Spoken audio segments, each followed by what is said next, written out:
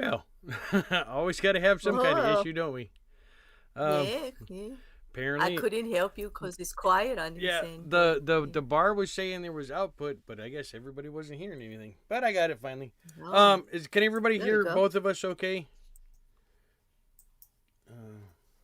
I need to Yeah, make hopefully. sure it I looks. could, It I've looks got, like on my end we got noise coming through. Everybody okay? So yeah, I got no feedback or anything coming through over here. So hopefully everything's good. okay. Yep. Raven says everything sounds good. Mm-hmm. So cool. Yeah. I think you need to answer the serious questions, though. Well, what serious question? The one about the espresso. Oh, Because okay. because So because us serious coffee lovers, we gotta know for such a coffee. that Chris turned it. I can hear you. I turned the volume. Okay. I can turn our volume up just a hair too if you'd like, if that'll help. Yeah, I'm running this through OBS instead of through StreamYard because I wanted to get try some things out, and hopefully this works. Um, but everything seems to be coming through okay. Everything looks good. So, yeah. So, anyways, the picture in the background that you see in the thumbnail, Chris uh, from Hereticals put that together for me. Uh, so he thought it was kind of funny. He put the coffee in there. I do like the fact that the newspapers are in a different language. I think that was kind of funny too. Um, so, It is. I gotta love number 8. I just love our mate 8. Yeah, yeah, it's cool. But yeah, he doesn't get to drink the espresso. We'll just say I that would be representative of the serial killer mindsets itself, the investigation process, right, Jay? Just like all of those law enforcement people involved, and they always get assigned with that.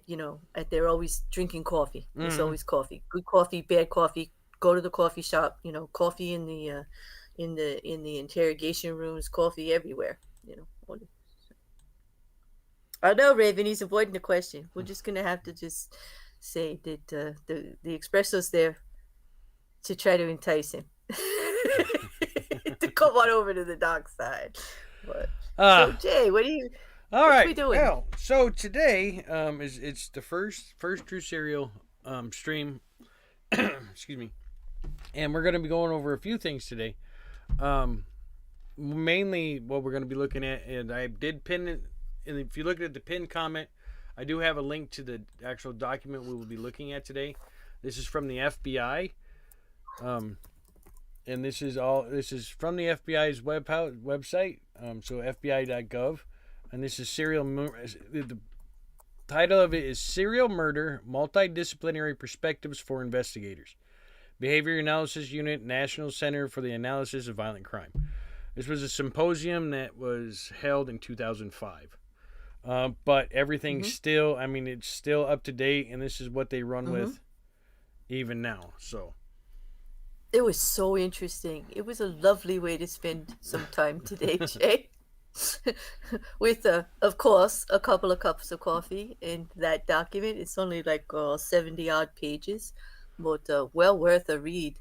It's fascinating. yeah, there's a It's lot of fascinating. lots. Yeah. If you're into serial killers and whatnot, it's a definitely a good read. Well, it helps you understand the language that they're using and Mm-hmm. why sometimes they consider it a serial killer or sometimes they don't, Yep. or why they're doing things a certain way. Um, it is only pertains to how we treat it with law enforcement and the organizations here in the United States. What they admit that it is a worldwide issue Mm-hmm. and that everybody has something like this set up because of it, and that they work together with them when they can under certain guidelines. Well, So what I'm going to do is I'm going to read the introduction mm, to it, and then we're going to go over mhm, the National Center for Analysis of Violent Crime, and then we're mhm. going to look at some of the myths surrounding by serial killers, and There then are a lot. I yeah, was and surprised. then Yeah. we will dive into the actual what is an actual definition of a serial killer. Hmm. Probably I'm thinking we'll do this next week, and next week we'll do what Claire wanted to was really fascinated by was the medical aspect and the way they interact with the media and use the media and whatnot Hmm. too. So we'll Yeah. go over that next week. You, you give me the fun. I get the PR and the science. And the legal. You're making me so happy, Jay. Thank you. You know how to get me here. Look at you. Before we start, I just want to say thank you to everybody that has shown up today. Yes. I know a lot of you are regular viewers from all of our earlier stuff, with Hereticals and on Claire's channel, and even some of my stuff previously. But thank you for showing up for this new venture. So I really like seeing them mingle there. You got your true crime people in there with the Hereticals people, and even Pickles here, and it's cool. Like, well, I just was joking on Twitter that people don't think serial killing is funny. It's not funny, but it's fascinating, right, Pickle? It's fascinating. So, other side of the coin, But I think we'll just dive right in because there's a lot to talk about here. So I'm gonna go with the forward, and now the forward was written by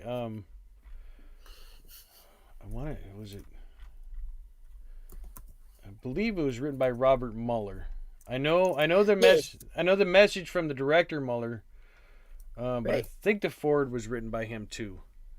Well, he had to sign off on it for sure. He had to sign off on that whole pamphlet as the director when it came out. So.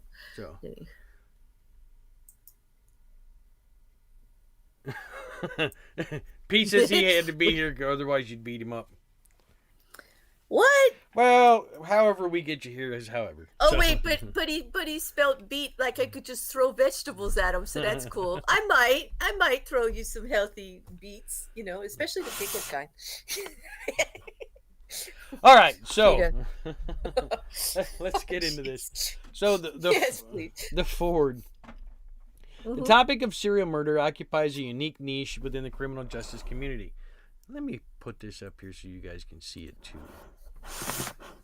I know it'll probably be way too hard to read, but for those of you that can see it, we can read along.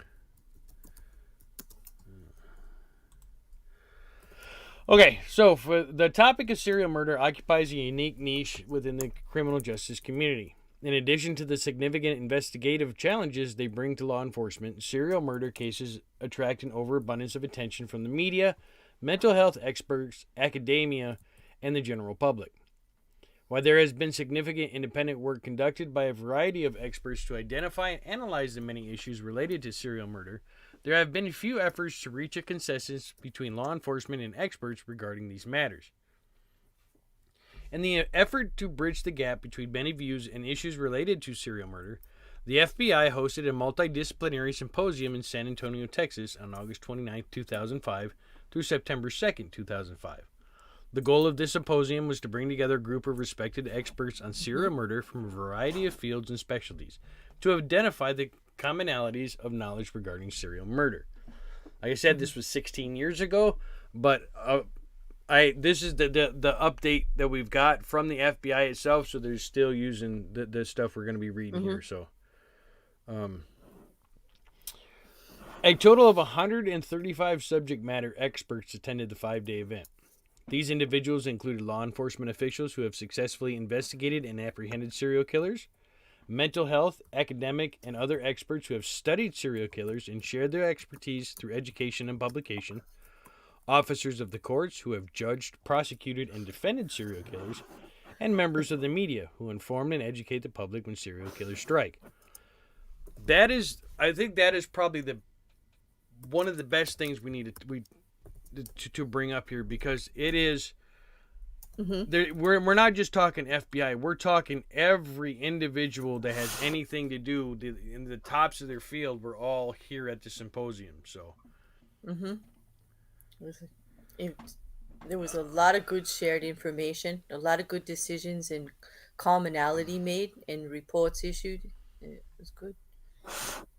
Hey Ed, you made it. Thanks, buddy. Wonderful. If you guys haven't got a chance to check it out, I'm guessing at some point he will do a stream about it. But Ed's tattoo is finished, so if you haven't seen it on Twitter, yes, take a gander at that. I know some of you don't have Twitter, but hopefully at some point Ed will do a stream on it. So back to that. Okay. The attendees also reflected the international nature of serial murder problems, as there were attendees from 10 different countries on 5 different continents. So this wasn't just the United States that was involved. They said we've got 10 different countries total. The agenda encompassed a variety of topics related to serial murder, including common myths, definitions, typologies, pathology, and causality, forensics, the role of the media, prosecution issues, investigative task force organization, and major case management issues.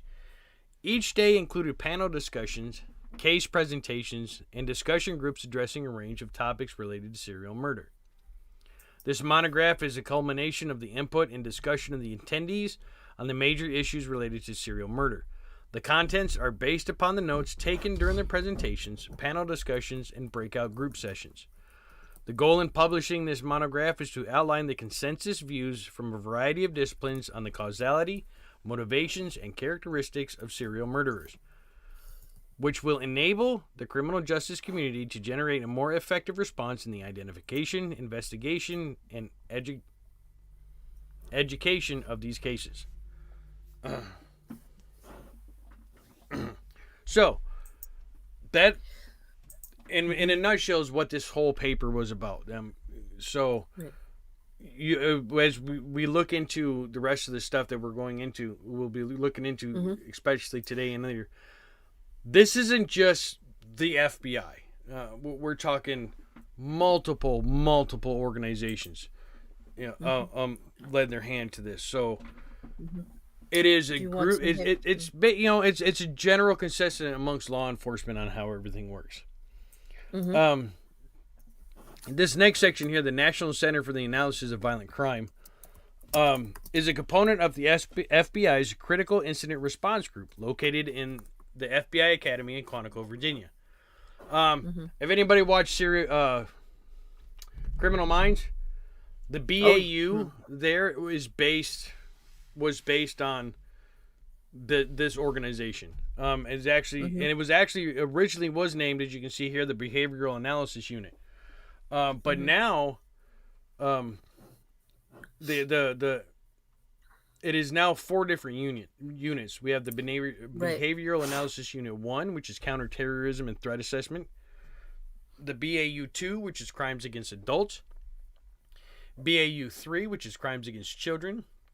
And VICAP, the Violent Criminal Apprehension Program. And the primary mission of the NCAVC is to provide behavioral-based operational support to federal, state, local, and international law enforcement agencies involved in the investigation of the unusual and repetitive violent crimes, communicated threats, terrorism, and other matters interest of law enforcement. So it's not just they don't just look into serial killers. They look into terrorist groups. They mass casualty issues, things like that. So it is important to understand that a lot of the things that you can pick up while studying serial killers, you will also pick up for terrorist organizations, for mass killers, school shooters, things like that. So the Serial Murder Symposium was conceived, planned, and coordinated by staff at the BAU2, which we indicated earlier, was the crimes against adults. The focus on this is serial, mass, and other murders, sexual assaults, kidnappings, and other criminal acts targeting adult victims. These will mainly it targets the adults. Some things on children and the elderly are also will also play into roles here too. So we jump into the introduction here. Do you want to read the introduction? Yeah, you want the whole thing, Rick? Yep. Yeah, go ahead, read the whole thing. Absolutely will. Go back to the intro. Okay, so serial murder is neither a new phenomenon nor is it uniquely American. Dating back to ancient times, serial murderers have been chronicled around the world. In 19th century Europe, Dr. Richard von Krafft-Ebing conducted some of the first documented research on violent sexual offenders and crimes they committed. best known for his 1886 textbook Psychopathia Sexualis.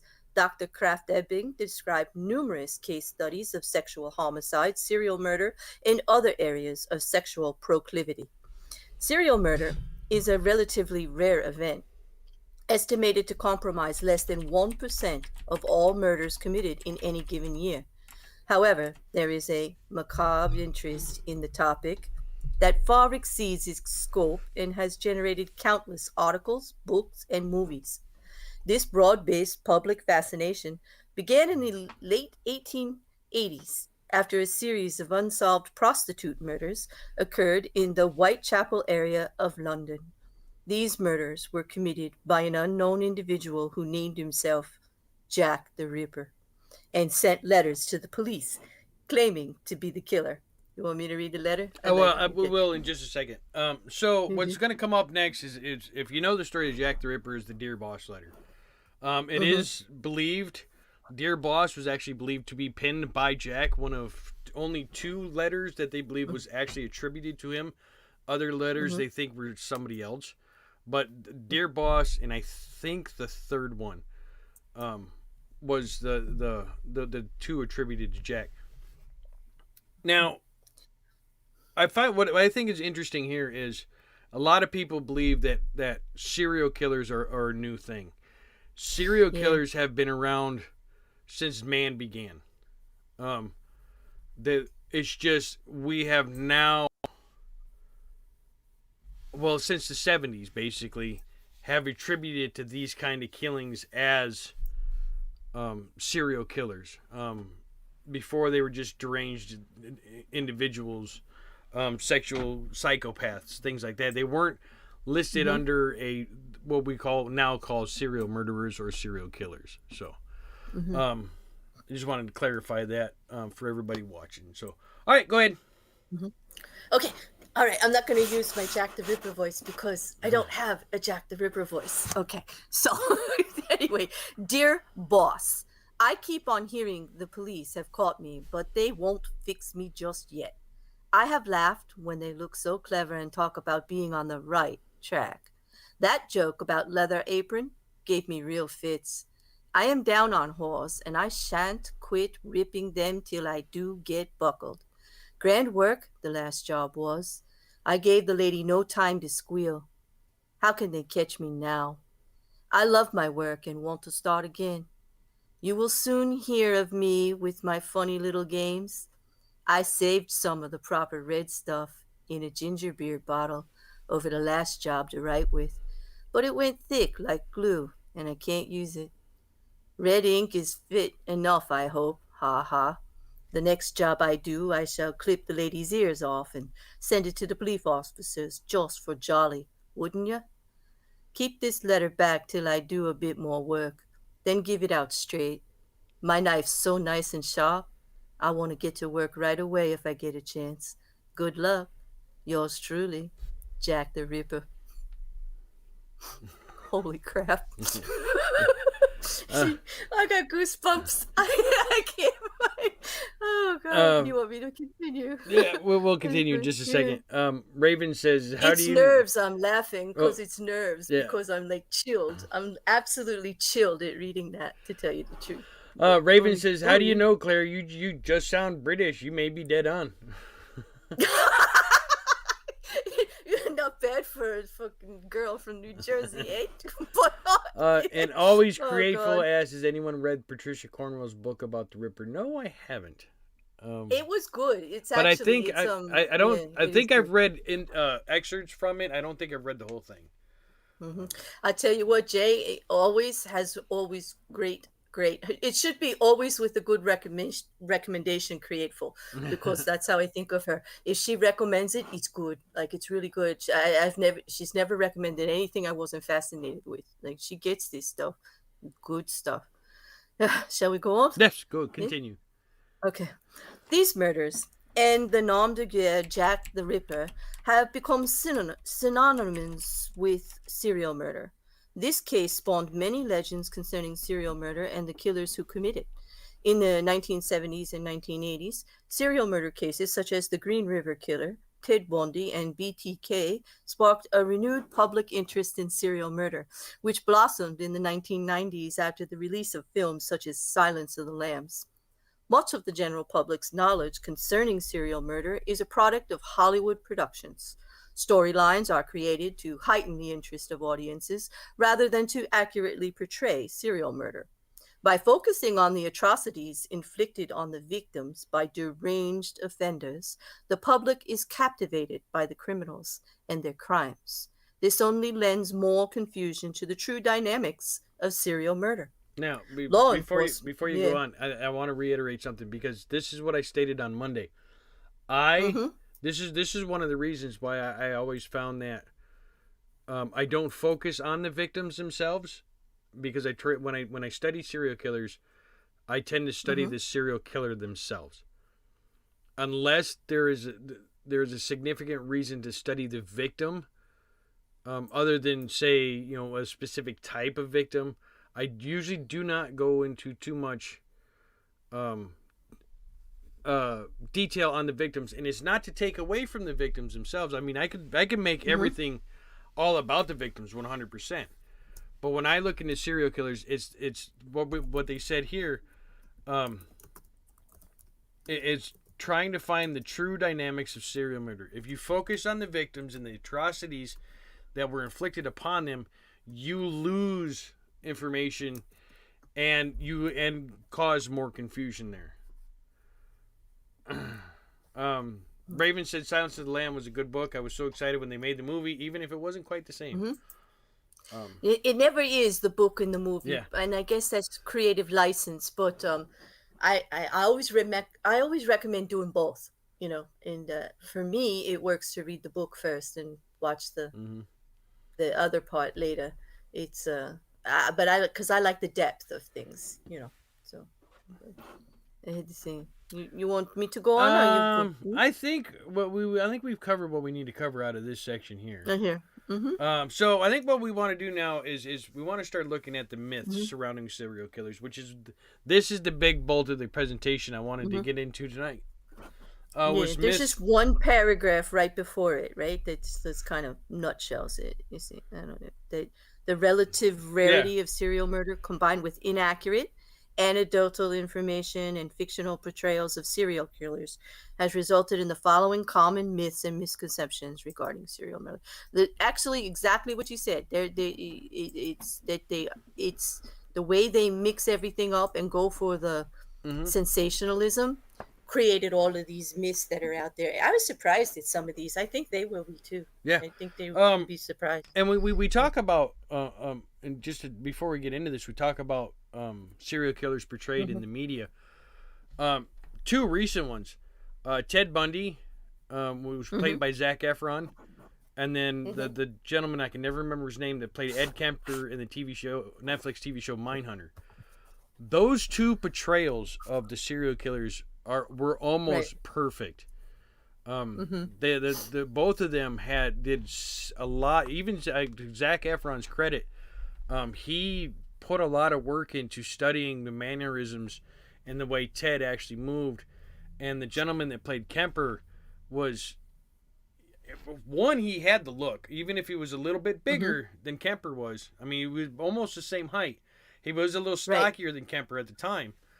But it was the way they talked, and what I liked about those, even though the Ted Bundy movie was based on the book from his lover, which painted him to be innocent in the whole thing, and painted it that he was being framed for everything.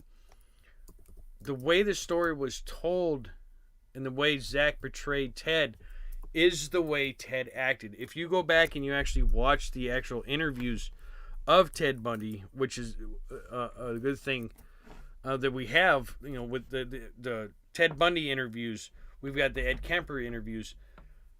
You can see how these people were just normal people. If you didn't know what they did, you wouldn't be able to distinguish them from being a serial killer or anything else. So, right,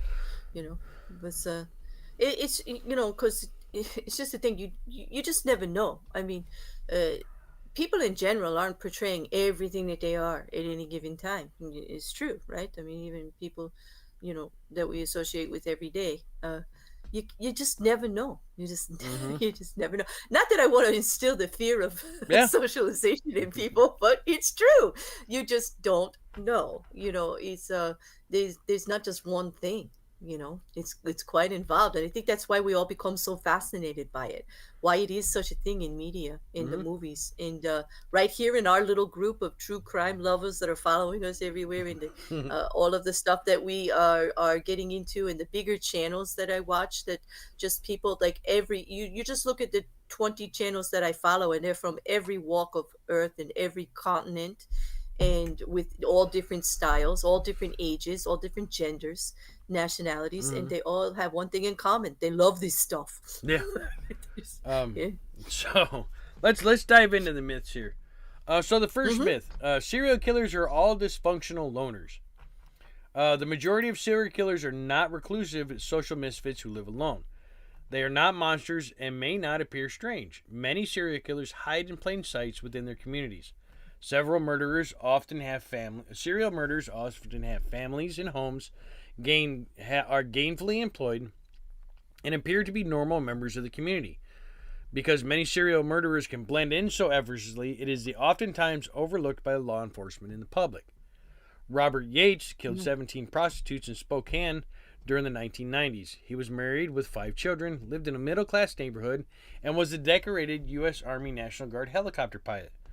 During the time period of the murders, Yates routinely patronized prostitutes, and several of his victims even knew each other. Yates buried one of his victims in his yard beneath his bedroom window. Yates was eventually arrested and pled guilty to 13 of the murders. Wow. The See, green, look yeah, at that. Yeah. yeah, the Robert Yates is a good one to look Uh-huh. into. Yeah, I always watch The Quiet People. It's not The Yeah. Quiet People. That's the thing. A lot of Yeah. people is like, watch The Quiet. Don't watch The Quiet People. Watch Mhm. The Average Person. Mhm. That's the one. Well, look at the two of us up here. We have different styles. You're a Mm-hmm. little more quiet than I am, a little more reserved. I'm a little out there. We could both be serial killers. Mm-hmm. We both probably have skill, technique, and thankfully not the heart or the thought process to do it. But um, you, you just never know. Yeah. It could be anybody. Another example of is the Green River Killer, Gary Ridgway. Confessing to Mm-hmm. killing 48 women over a 25-year period in the Seattle, Washington area, he had been married 3 times and was still married at the time of his arrest. He was employed as a truck painter for 32 years, attended church regularly, read the Bible at home and at work, and talked about religion with his coworkers. Ridgway also frequently picked up prostitutes and had sex with them throughout the time period in which he was killing. So it's like a dual life, both of them. Mm-hmm. Both Yeah, of these two were living a dual life, totally. yeah. Every serial killer will have it, with the exception of very few. There's a name below that. that yeah, okay. Well, Hmm. they live 2 different lives? Hmm. The life that everybody sees, and then the murder The other one. aspect. So, Hmm. another example, our last example, is BTK Dennis Rader, who killed 10 victims in and around Wichita, Kansas. He sent 16 written communications to the news media over a 30-year period, taunting the police and the public. He was married with 2 children, was a Boy Scout leader, served honorably in the U.S. Air Force, and was employed as a local government official, and was president of his church. Hmm. Wow. So yeah, I mean, the thought that serial killers are only dysfunctional loners, the guys that sit in their Hmm. mom's basement and stuff, is absolutely not true. Um, Hmm. Ed Kemper was friends with the cops. He'd go to the cop bars all the Yeah. time. Hmm. He would give rides to co-ed students on campus. Hmm. He had a job. He had, at one point, he had a roommate and Hmm. his own apartment before he moved back in with his mother. Bundy was a college kid, very popular. Going to law school. Uh, it's just there's a lot of things that you look at him and you would not expect that's what that person would be, because of the way media and movies and everything portray serial killers or serial murderers has completely blown it out of proportion. Is completely, I mean, so many of them are portrayed as these loners that hide out in the woods and hills have eyes type of people, and that's not true at all. Mm-hmm. Wow. So, our next myth is serial killers are all white males. No. Contrary to popular belief, serial killers span all racial groups. There are white, African American, Hispanic, and even Asian serial killers. The racial diversification of serial killers generally mirrors that of the overall U.S. population. Charles Ng, who was a native of Hong Kong, killed numerous victims in Northern California with Robert Lake. Derek Todd Lee, an African American, killed at least 6 women in Baton Rouge. Coral Watts, an African American, killed 5 victims in Michigan, fled the state to avoid detection, and murdered another 12 victims in Texas before being apprehended. Rafael Resendez Ramirez, a native of Mexico, murdered 9 people in Kentucky, Texas, and Illinois before turning himself in. And Rory Conde, a Colombian native, was responsible for 6 prostitute homicides in the Miami, Florida area. So yeah, this thought that serial killers are only white males. And then they're not even, what we didn't even touch on is where it says all white males. They didn't even touch this part on their female serial killers. Right. There are, I mean, the number, when you think female serial killers, what's the first one that pops in your mind? Eileen Wuornos. Right. You know, I mean, there are others out there. There were quite a few in the 18 and 1900s. Yeah. There were women that ran boarding homes, and for boarders, and boarders would go missing. It was quite popular to, some of them just got their jollies putting something in your tea and watching you just keel over, really, really obsessive. But they were all women. There's more of them. I've read more about them in the earlier years. You don't hear too much. Yeah. Always Grateful says that's the problem. There are so many fallacies about serial killers and their psychology. Yeah, I mean that is a big thing with this, and that's one of the reasons. Like I said, I wanted to move in and start explaining the differences and look into this, because there are so many problems with what people think serial killers are and what they do. Another one, Sucketh says Leonard Lank and Charles Ng are vile. Yes, they were very vile. Yeah. And Cassandra says there was one here in downtown Sacramento where they actually demolished the home. Oh. Yeah. She said that was right down. She had one live right down the street. Yeah, she said I'm trying to think. I'm trying to think of the Sacramento in the house that was torn down. I'm trying to remember who that was.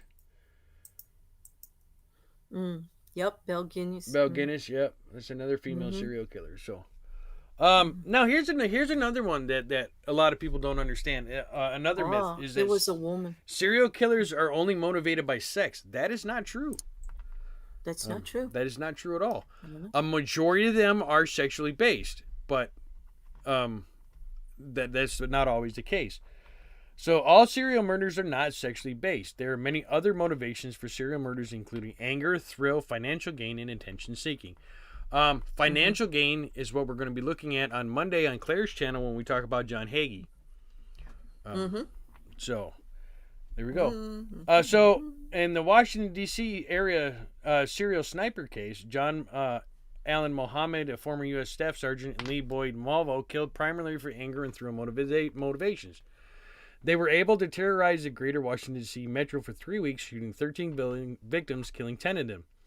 They communicated this with police by leaving notes, and they attempted to extort money to stop the shootings.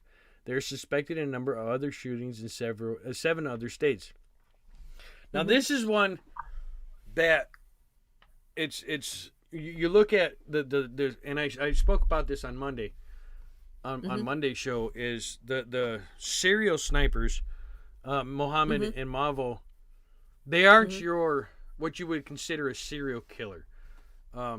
They are what I referred to them on Monday as spree killers, because they kind of do fall into that line, but they are also serial murderers, as you can see here in the thing. And this one was done by Criminal Minds quite well, actually, this episode, Mm-hmm. if anybody remembers seeing that. And also, this particular crime here would first be brought in under terrorism because of how they were doing the sniping and everything instead of like the crimes against the adults. Like they would have brought in both units, like they did in the Criminal Minds episode, which got a little confusing because the use of the guns and then the Mm-hmm. targeting of individuals one by one, the spacing out of them.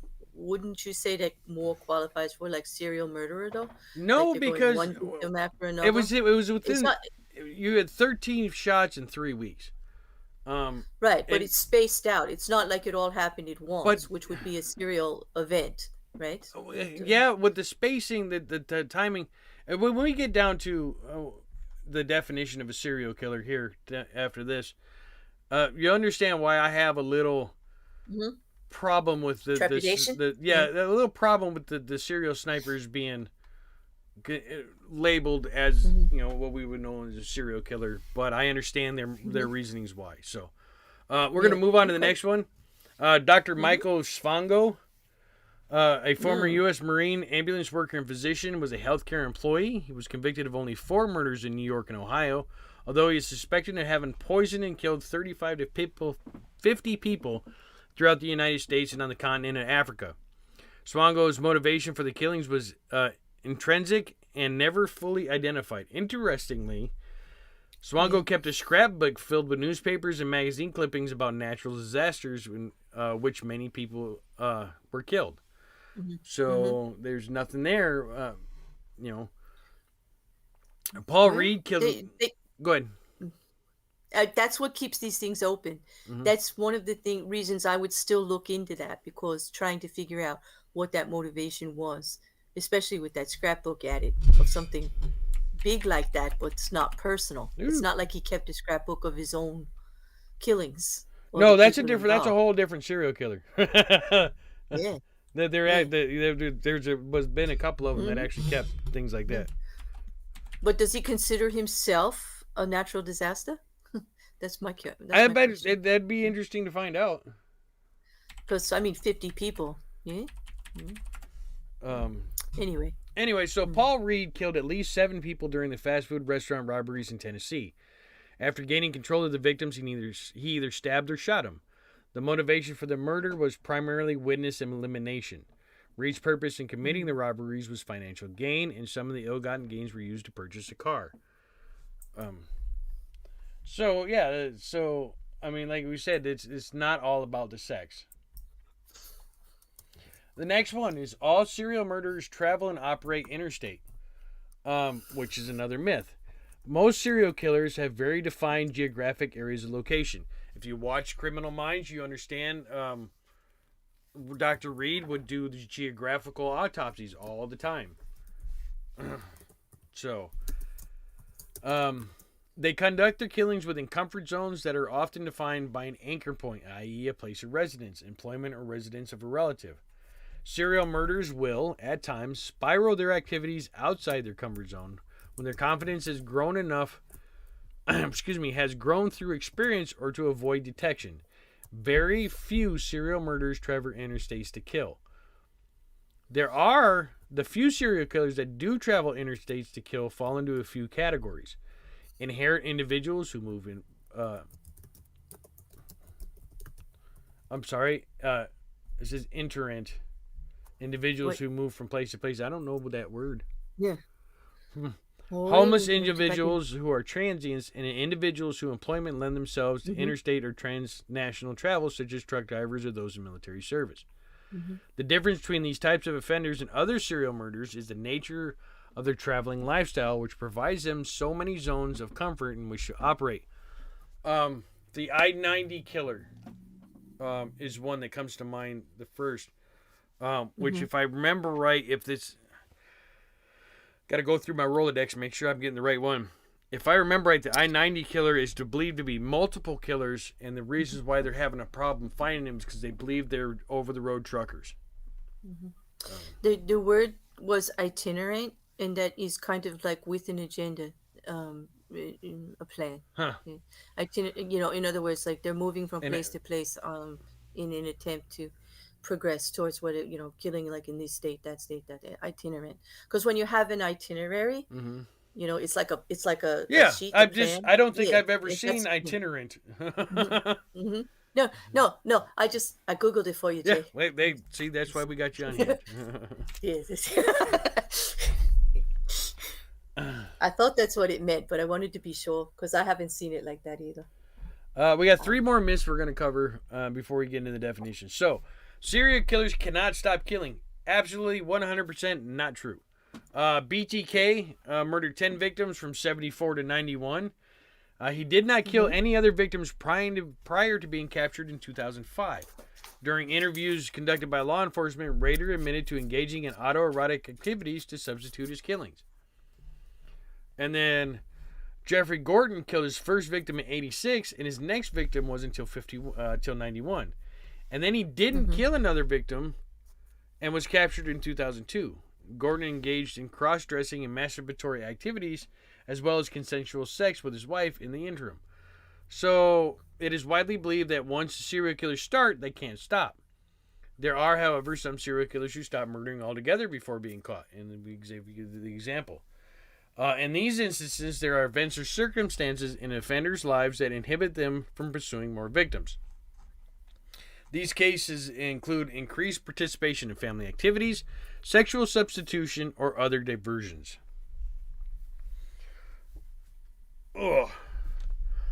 Samuel Little, probably considered the most prolific serial killer in the United States ever. Yep. That was on my list already, Davros, so thank you. Yep. I love when you guys put suggestions and throw these names and cases out. You're gonna have to show me your list when we're done here. I want to see what your list has got. Maybe I'll throw you some more. Yeah. Well, now you're getting personal, Jay. We just don't know each other like that yet. Come on. I'm sorry, I'm just getting chills. Sometimes I just get chills. I still have chills from the Jack the Ripper letter. The next myth: all serial killers are insane or evil geniuses. And so another myth that exists is that serial killers have either a debilitating mental condition or they're extremely clever and intelligent. As a group, serial killers suffer from a variety of personality disorders, including psychopathy, antisocial personality, and others. Most, however, are not adjudicated as insane under the law. The media has created a number of fictional serial killer geniuses who outsmart law enforcement at every turn. Like other populations, however, serial killers range in intelligence from borderline to above average levels. Best example on that is Edmund Kemper. Dude, he's a genius. I think the last time he did an IQ test, I think it was like 186. So I mean, Ed is a very smart, very. That's impressive. Yeah, very intelligent. A lot smarter than Rainier. I don't remember what Bundy's was right offhand, but I know his was high too. Bundy's can also be attributed to his charisma too. The most charismatic people out there can tend to be highly intelligent in their way of manipulating people into liking them, like immediately. They know all your buttons. He was very likable. It's scary how likable he was. Krabby says 80. Talking back with Cassandra. But I just wanted to point this out, though. Krabby says 80 to 98. I think we had a rash of killers back then. They're talking about the San Francisco Bay Area. Absolutely. California was a hot spot for serial killers between the 70s and the 90s. They were all up and down. The Golden State Killer, both the Green River Killer, the Night Stalker, Zodiac was in the 60s, but into the 70s. But still, it was... there was a lot of names that didn't get publicized like some of the big ones. There's a lot of serial killers from the 80s and 90s in California alone during that time. And some of them unsolved. Some of them... Yeah, some of them, a lot of them are still unsolved. Krabby's like, I swear it wasn't me. Okay. Yeah, sure. Okay. We're putting you on the list. And this is getting long. the final The final myth. Thank you. I was looking at the word and it just wasn't. It's right here. The final myth they covered was serial killers want to get caught. Offenders committing a crime for the first time are inexperienced. They gain experience and confidence as each new offense, eventually succeeding in a few mistakes or problems. While most serial killers plan their offenses more thoroughly than other criminals, the learning curve is still very steep. They must select, target, approach, control, and dispose of their victims. The logistics involved in committing a murder and disposing of the body can become very complex, especially when the multiple sites involved. As serial killers continue to offend without being captured, they can become more empowered, feeling like they will never be identified. As the series continues, the killers may begin to take shortcuts when committing their crimes. This often causes the killer to make more chances, leading to identification by law enforcement. It is not that the killers want to get caught, they feel that they can't get caught. So, and it's not they're like smarter than they think they're smarter than the average. And I'm gonna take back down here because there is an exception to every rule. Ed Kemper was one of them. Ed Kemper, after he killed his mother and her friend, traveled like 10 hours and then called the cops and was like, "Hey, I did it. Come get me." And then when he was caught and confessed everything and sentenced, he's like, "Do not let me out." He goes, "If you let me out, I will kill again." He even pushed for the death penalty, but they didn't give it to him. So, like I said, it's not that they don't want to get caught. Some do want to get caught, but can't. And others will just do what they can to get caught. But like every rule, there's always an exception to the rule. Almost, I would say 98% of all serial murderers, they don't want to get caught. So. It's true. It's probably why when we go through the definition of a serial murder, a serial killer, it's a little different on how law enforcement looks at it and how the legal term is defined. Yep. Which I found quite interesting. I dived into that a little bit. Did you catch what always sent you there, Claire? Jane Topin? I'm going writing it down right now. Thank you. Nope, I was on the other page reading about the law. I was like, thank you.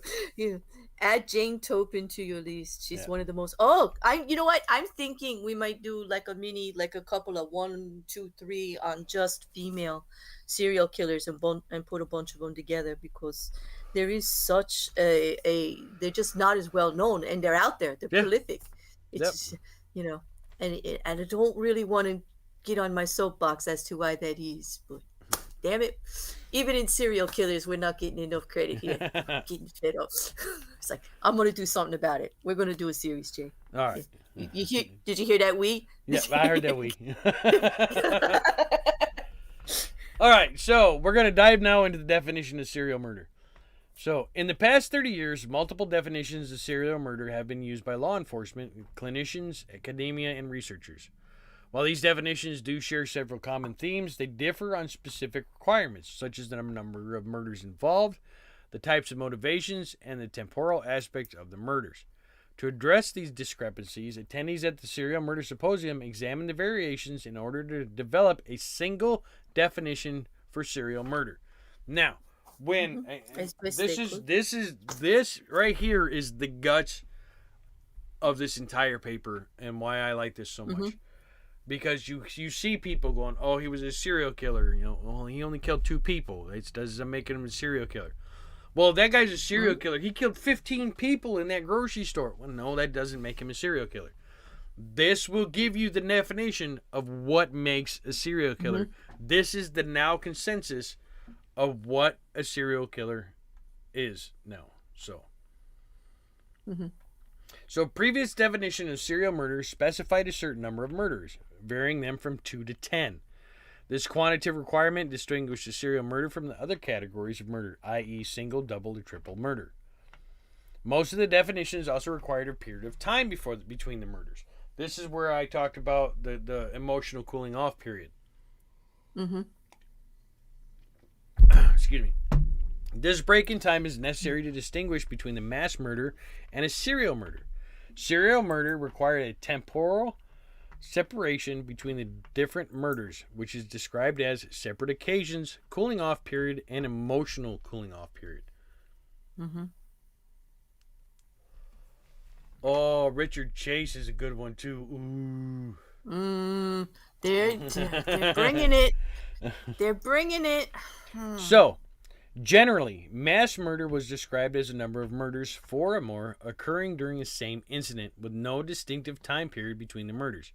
These events typically involved a single location where the killer murdered a number of victims in an ongoing incident, i.e., the 1984 San Ysidro McDonald's incidents in San Diego, the 1991 Lubby's Restaurant Massacre in Killeen, Texas, and the 2007 Virginia Tech murders in Blacksburg, Virginia.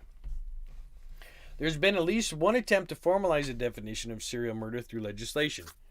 In 1998, a federal law was passed in the United States Congress titled Protection of Children from Sexual Predator Act of 1988. This law includes a definition of serial killings. I want to make sure I didn't miss anything before I go continue. Okay. Mm-hmm. I'm salivating over the legal. The term serial killing means a series of 3 or more killings, not less than one of which was committed in the United States, having common characteristics such as to suggest the reasonable possibility that the crimes were committed by the same actor or actors. Mm-hmm. Although the federal law provides a definition of serial murder, it is limited in its application. The purpose of this definition was to set forth criteria establishing when the FBI could assist local law enforcement agencies with their investigation of serial murder cases. It was not intended to be a generic definition of serial murder. The symposium attendees reviewed the previous definitions and extensively discussed the pros and cons of numerous variations. The consensus of the symposium attendees was to create a simple but broad definition designed for use primarily by law enforcement. Mm-hmm. So, one discussion topic focused on the determination of the number of murderers that can constitute a serial murder. Academics and researchers were interested in establishing a specific number of murders to allow a clear, inclusive criteria for the research on serial killers. However, since the definition was to be utilized by law enforcement, a low number of victims would allow law enforcement more flexibility in committing resources to a potential serial murder investigation. Mm-hmm. Motivation was another central element discussed in various definitions. However, attendees felt motivation did not belong in a general definition, as it would make the definition overly complex, which is true. Like we stated before, it is not just about sex. It's not just about revenge. There are so many different things that will go on in a serial killer's mind is why they do what they do. Right. And I'd like to just point out that by clarifying this definition, what they were able to do and their purpose, as they've stated that they wanted to do, was be able to come into cases earlier before they're a big issue. Like, it's a big difference if it's like 2 or 3 murders or 30. Yeah. And so the drop, when you look at the statistics on when they started to do this, okay, and how the statistics in serial murder have dropped since, it's because of the intervention of multiple organizations being able to come together to help each other quicker, faster, to solve the case before it gets out of hand. Just my personal interjection. But I'm seeing those numbers. I'm seeing that trend. I'm like looking at the statistics that they're throwing at us over the last 30 years and how prevalent it was. And then these started coming out and they're starting to work smarter and they're redefining the definition. Like before, they didn't know. It would be a 1 and then a 2 and a 3. And by the time it got to 5 or 6, they might call the FBI. Yeah. You know? Or if it crossed the lines, like it had to have other criteria. Now you get 2, or you have commonality between 2 that it looks like the same person did them, and there's space between them. Boom, you can pull in all the other organizations. Start using better technology. Your resources are now greater, bigger, more able to handle it. It's really making a difference, and I was quite impressed, actually. So there. Yeah. Now, if this would have been in place during the Atlanta child murders, they probably wouldn't have gotten to 16 victims like they did. Right. Because they had to fight the FBI had to fight to get involved in it to begin with. Right. They wanted to get in Yeah, there. they wanted and to, but they had to have they didn't. permission from the local Leos to get involved, and they were just like, no, it's not. No. So this would have helped greatly during that time if this would have been implemented. So they still need the approval Yeah. of yeah, the they still local need to be called organization, in. but they are able to investigate on their own now with this 4 separate units, which I found interesting. Like they right now, if the Atlanta happened, if that case happened, they would be able to look at it from the outside and investigate. They wouldn't be able to prosecute. They'd have to have a prosecutor call them in. But I'm sure if they went to them with enough information, they'd call them in immediately. But they are able to look at stuff if it looks problematic, because now, as you see the structure of the 4 units, some of them are geared just to look for the problem. Yeah, for So, specific problems, and they're handled. Their specialties are those, crimes against adults, terrorism, crimes against children, VICAP. So yeah, so if they pick up one and it's not what they're under, they'll pass it off to the next guy. And go, hey, this is you. Right. So Right. So they've actually, instead of just dealing with the consequence of what has happened now, they have added foresight in the beginning on how to prevent it and how to see if it's going on before we actually get called in. And then on the end, how to tie it up better in a nice little bow to get prosecuted. Actually, they've actually made a better linear line of the whole process just with this document and just with these synopses and pulling everything together. It's fascinating to me. It was all separate before. So, continuing on, the validity of a spree murder as a separate category was discussed at great length. The general definition of spree murder is 2 or more murders committed by an offender or offenders without a cooling off period. According to the definition, the lack of cooling off period marks the difference between a spree murder and a serial murder. Central to the discussion was the definition problems related to the concept of a cooling off period. Because it creates arbitrary guidelines, the confusion surrounding the concept led to the majority of attendees to advocate disregarding the use of spree murder as a separate category. The designation does not provide any real benefit to use for law enforcement. The different discussion groups at the symposium agreed on a number of similar factors to be included in the definition. These included 1 or more offenders, 2 or more murder victims, incidents should be occurred in separate events at different times, and the time period between murders separates serial murder from mass murder. In combining the various ideas put forth in the symposium, the following definition was crafted. A serial murder is the unlawful killing of 2 or more victims by the same offenders in separate events. So the separate event part Yep. gets rid of that other person who thought that the supermarket killing was a serial killer, because it's not a separate event. They all were murdered in the same event at the same time. Yeah, same person. So next week, when we go next week, we can take a look. There's one thing we're going to look at the media part of it, and we're going to look at some of the medical stuff, which includes this here. What is it says? Well, I'll just give you the first paragraph here. Following the arrest of a serial killer, the question is always asked, how did this person become a serial murderer? The answer lies in the development of the individual from birth to adulthood. And then we'll look into the psychopathy of serial murder. Motivations are not so much... I mean, we can look into that too. We can skim through that so much. But if we come all the way down here, we get down to... where is it at? Where'd it go? Come on. Oh, there we go. Forensic issues in serial cases, which we probably won't read the whole thing because it is long. No, but I can give you the nuts and bolts of it when we come back, because I spent some time with this stuff. I love this stuff. Yeah. And then prosecution of serial murder cases, and then media issues. So we'll look at forensics, prosecution, media, and what makes one. So I got the bot. Yeah, I've seen that. Yeah, I don't understand why. What it is that? What is that? VOY. I researched it. You want to know What what is they that? think it is? I researched it. It is this new thing that they're paying people to go around and do like you know how you can buy activity on your channels and stuff like that. Uh It's some huh. kind of advertising thing. And it's not working very well. People are just going around and putting it there in the chats and stuff like that, but it's not doing what it's supposed to do. Hmm. It's supposed to be tracking on how many accounts they hit and stuff like that so they could get paid accordingly.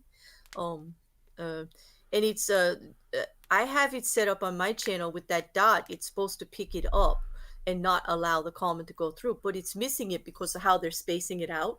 Uh huh. And it's just I get rid of them because I don't want them to plant anything like a bot there for later of any misuse for you. Hmm. Unless you invited them. No, I've got at least 20 of them on my channel already done. But but they're very similar. Do you get spammed on the back of your comments with the no. Well, I don't every know. once in a while, I'll Mm, get a couple of like meet new girls type of thing. That's it. I get the porn. I call them the soft porn bot. Like they're inviting me places. They want to show me stuff, and I get spammed on the back of mine. Quite. It might be my content. I mean, let's be honest. Davro says it'll But actually ping your IP and even your channel identity. okay, so that's why we should be. See that mods? We should just be getting rid of them as soon as they go. Yeah. Thanks. Duh, we see them and they gotta go. Is there anybody comes up with a way I could put that in my block? Let me know because I'll have it look for it. It works well with other things, but there's a way that if you anybody it's not a link, it's not a true link, so it doesn't work to put that in there. So I don't know how to get rid of them, but except for to manually delete them. This list got long today. Yeah, well, let's take a look at your list. What do you got on your list? I'm not showing you my list, right? I don't have the actual list in front of me. Only the new list that Well, they gave me give me, today. give me, give Would you me. like to hear Yeah, give us your today give us your new list. the new list just from this Just from chat? today. With just from today, we got Dorothea Puente, which was from where Mrs. Cassandra lives. That's the one she was talking about, the female serial killer that they destroyed the house. We have James Fireweather, the 15-year-old killer. He killed Mm-hmm. uh, three before they caught him. We have Samuel Little. I wrote down the Golden State Killer because I want to check that out again because it was right down the street from Mrs. Cassandra's grandparents. Mm-hmm. Like that's like local. It's and it's also it got brought up in the chat.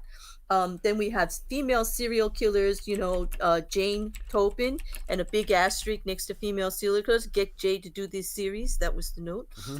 Richard Trenton Chase, also from Sacramento. Like we could do 3 serial killers right there from the Sacramento area just from this chat, like right there. So it's very, very common, but yep, that's the 3 that's what I wrote. Oh, and Catherine Knight, I almost forgot. We have another female there on the list, from Peter. Typhoid Mary would be considered a you know what?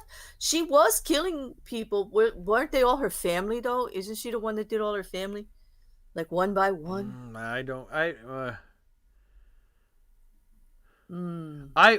In their definition, Raven, yes, I would say Typhoid Mary would be considered a I'm gonna serial look murder into it. because she killed. There was times wait. between victims. So, All right, but let's do this.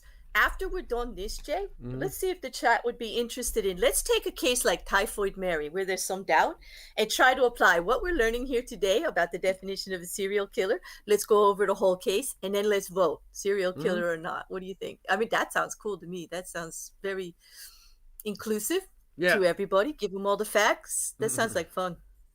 I'm amusing myself. Typhoid Mary, she wasn't giving it to family. She was a cook and knew she had typhoid and was specifically spreading it, not doing anything to stop the spread. Oh, so who is the one I'm thinking of? Do you know the one I'm thinking of that poisoned her family like one by one? Pick one. I think her name might have been Mary. Pick one. Jay. I wanted to clarify something with you. The Golden State Killer. That was Joseph D'Angelo. That's not. Was also known as the original Night Stalker. Oh, so you got a lot on that already. He was also the East Area rapist. He's how did he was all three, huh? Yeah. Like they just had different names for him because it went on so long, Well, right? he started out as the East Area Rapist, the East Side Rapist, Hmm. and then he So um he's a progressive killer, right? yeah, well He he advanced started yeah he into started murder, out well he started right? out burglary, and then he because he was there was another name he was known for, the Visalia Ransacker is what he started out was. He was a burglar. Mm-hmm. And then he became the East Area Rapist, and then he became the original Night Stalker, and then he became the Golden State Killer. Mm-hmm. So, just to give you a heads up, he was 13 victims murdered, 50 raped, 120 burgled. Wow. And he was the Yeah. guy that was caught due to a genetic, like a 33andMe. Yeah. Oh yeah. Yeah, Wow. that type of thing. You know what? You know what? Oh, that brings up. So now I'm getting chills again. Can you imagine doing 33 and me and some of these names coming up? You know, and I'm going, yeah, that's why you're so fascinated with this stuff. It's in your blood. You know, it's like, Well, oh God. one of the reasons why he got away with what he got away with for so long is he was a cop, and a lot of Well, times true. Yeah. he was assigned to his own crime scenes. Hmm. Do you think that's why Bundy was so familiar, like to buddy up to the cops and stuff, and try to like Oh, you be mean really Kemper? social with their procedure? Kemper, yeah, No, Kemper, and then Buddy. Kemper wanted to be a cop. He Ah, was too big. mm, Kemper mm. actually wanted to be a state trooper, but he was too big. He was too tall. So he must have got some thrill out of being able to be better at keeping it from them. Then, Well, yeah, and he would hmm when he would sit there talking to the cops at the bar, he would ask them questions about his killings hmm and see where they were at, and they didn't think anything of it because it was just Big Ed. You know, he'd be hanging right, around with just him forever. So wow, that's why yeah. when they I got loved. that's why when he got the Go. he made the phone call to the cops and they said he did it, they're like, "Come on, Ed, whatever." He's like, "No, it was me." He goes, Hmm. "You can find Yeah. my mom and her friend decapitated in the closet in the house." And they went to the house, and sure enough, there it was. Oh yeah, closer. Wow.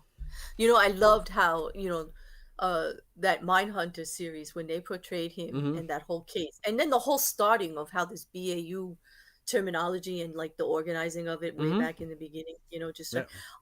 it was just all fascinating. But the way they portrayed the case itself, and the interviews and the process and how normal he was talking to them and everything, and then you like Oh learn yeah. everything that happened. It Um, was just like so, there and the are way they were in those open rooms, right, Jay? yeah. Did that like freak you out a No, little? not a They would bit. just sit. Uh, Oh it was. man. It's Oh. because Kemper. First off, you got to understand. One, the guys weren't females; they weren't co-eds, so Hmm. there was no. They had nothing to worry about when they went to talk to him because Hmm. they didn't fit his profile. Two, Ed Kemper was a very nice guy and a very chatty, very intelligent, and he would love to talk to people. So Hmm. yeah, they had nothing to fear for Kemper when they sat down and talked to him. Um, It just always freaked me out to see them talking to the mass murderers across the table with like nothing in these big rooms, just like casual, and bringing them sandwiches and do you want a cup of coffee and let's just talk, and yeah, all the cigarette smoke, and like I was just like I would be so like, yeah, his type was this, but murder's murder. I don't know. I don't know. Like just like the rapist that turns into a murderer.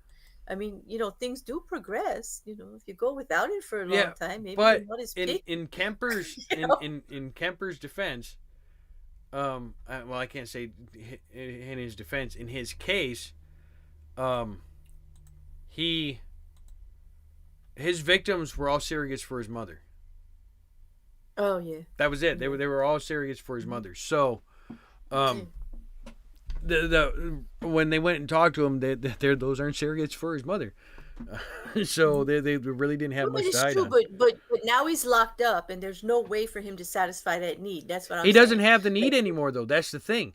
When he oh, killed that's right. after he killed his mother, the need was gone. That's why. That's true. And that's how he got Yeah, caught. Yeah. and one of the reasons he turned himself in is because he didn't have that urge anymore, but he was afraid it may come back if he didn't get caught. And that's one of the reasons he fulfilled what he needed to do. Because yes, there are some serial murderers will stop killing once they've accomplished what they're after.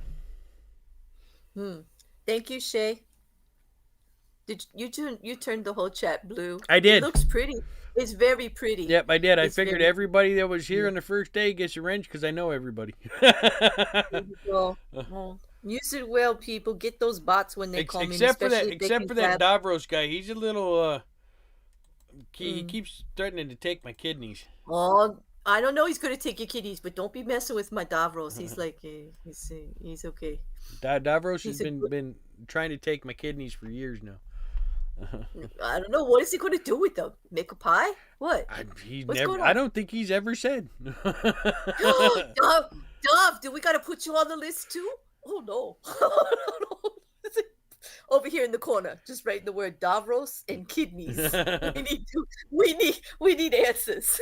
I'm gonna start an investigation over here. No, I'm just teasing you, Dov.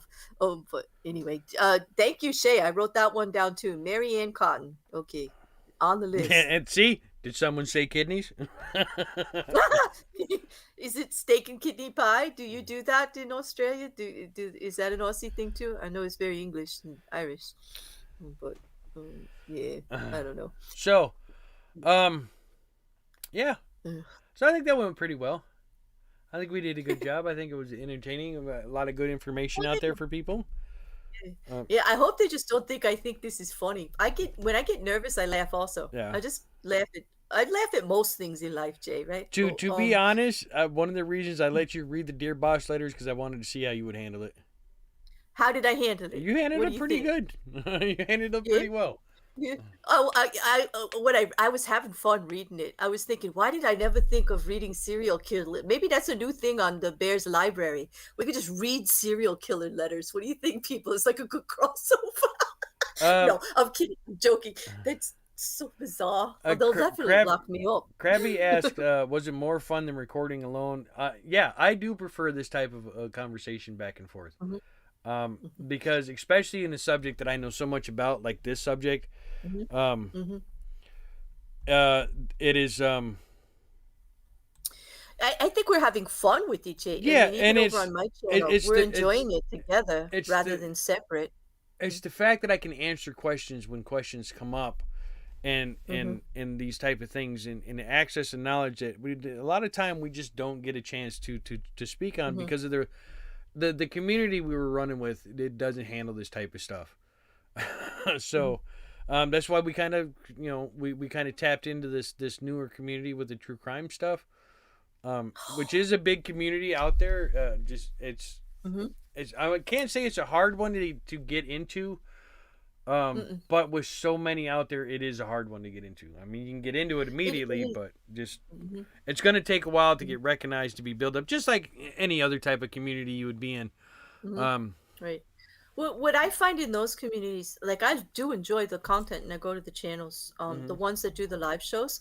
It is hard to have the interaction we have here where your question actually gets answered, or you have the interaction with the people that are doing the stream, because they did get so much bigger, and I'm proud of them. Great, that's wonderful. But I miss that interaction. I miss being able to talk to people about it. I'll be honest. I love doing it with you, Jay, because we can bounce stuff off each other, and you don't feel like come on. Who wants to feel alone while they're investigating serial killers? Like, that's a little weird, yeah. Like people start looking at us side-eyed, a little bit. But we all have that in common, and why not share it? Share it together. It makes it more fun for me. I'll admit it. I enjoy it so much more. Now, having the interaction. Yeah. Now, on top of that, though, I do like doing the recording videos too, because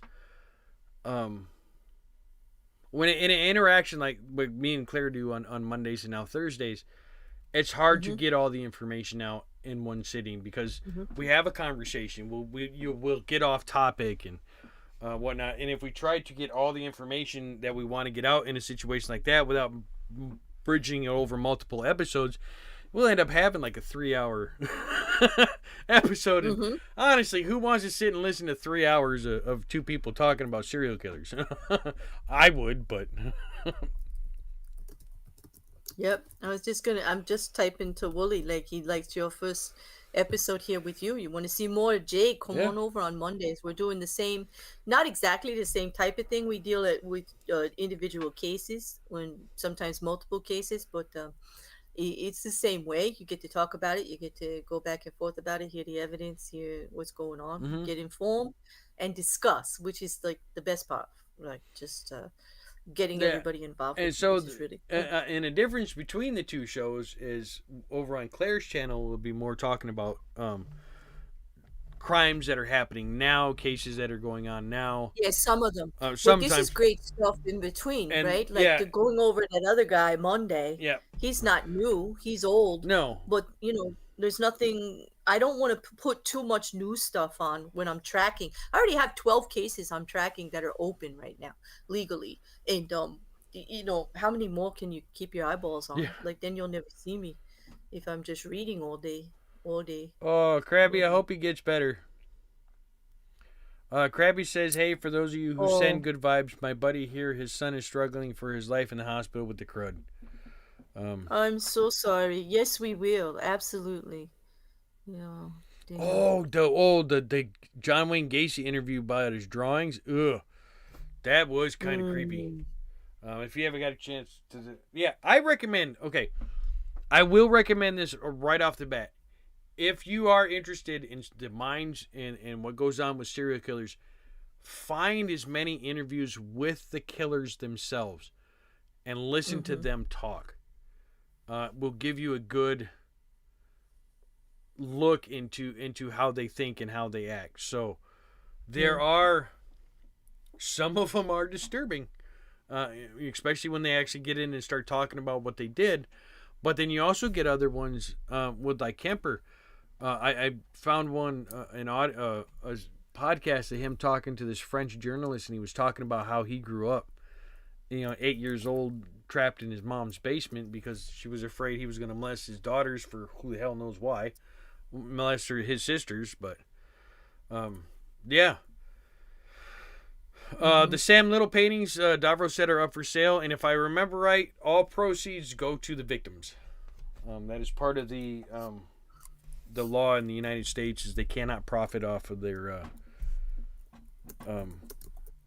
while they're in jail, or profit off those crimes, or profit off their name for something to that effect.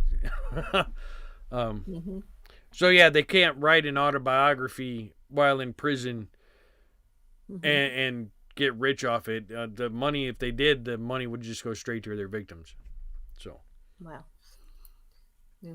I wish they would do more like that. That should be a blanketed thing. I mean, they are doing more like that with victim advocacy and the families after that. It's automatic that anything that happens goes right to the families. It's good.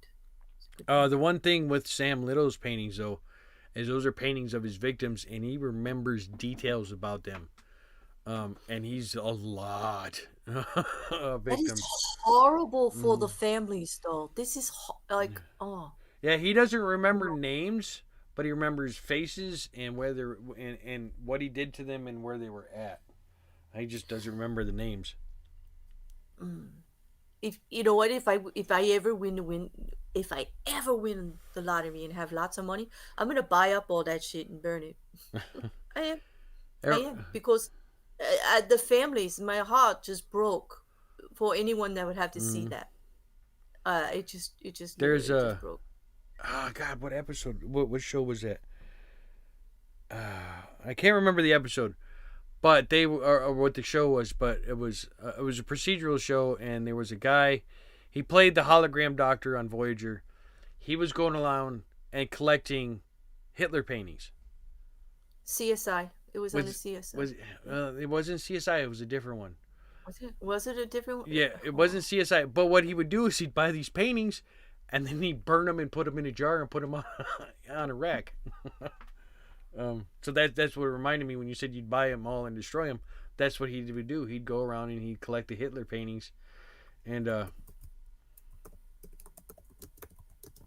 Maybe it was Criminal Minds. I don't remember which one it was. But yeah, that was the reason he'd go look and then he'd buy the paintings and burn them. So I think we are going to wrap this up. Okay. Thank you everybody for joining us. This was fun. Thank you for inviting me, Jay. I like it over here. I like it over here. You serve really good coffee, espresso. Yeah. So if you guys have a case that you want us to cover, be it a serial killer or a true crime case, DM myself or Claire. You can find us both on her Discord. You can find us both on Twitter. True_serial or Claire S, or I don't know. Yours is like Shemi or Shemi 18. It's a she CM81. It's SHEECM81 at Twitter. If you go to my channel is just Claire S Bear. It's easily found. And on the back of that is my Instagram, my Twitter, my email address for the channel.